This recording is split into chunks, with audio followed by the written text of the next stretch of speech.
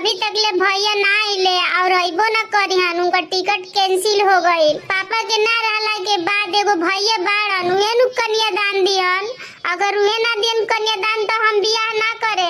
अरे नाना जी में हम का करी, टिकट तो भइले रहला कैंसिल हो गइल तो इमे हम कुछ कर सकीले।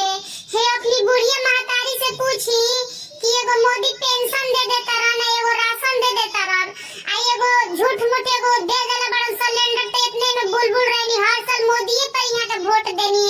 अरे तनी मोदीए के हराइती लो तब न नया नया स्कीम पैती लो। मोदी तो जौन स्कीम चलावता रहन तौन देश के लोग के पसंद नहीं के पड़त। तो हम बियाह ना करम तो लोग अपने में लड़लो। हमार बियाह कैंसिल करलो, जेना ट्रेन कैंसिल हो गेलो हमरो बियाह कैंसिल कर दलो। हमार शादी होदी ना होई।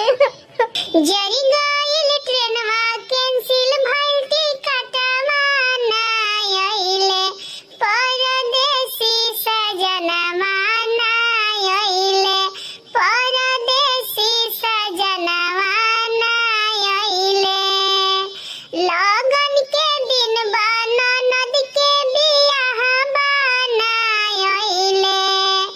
लगन के दिन बना नद के बियाह बना आइले।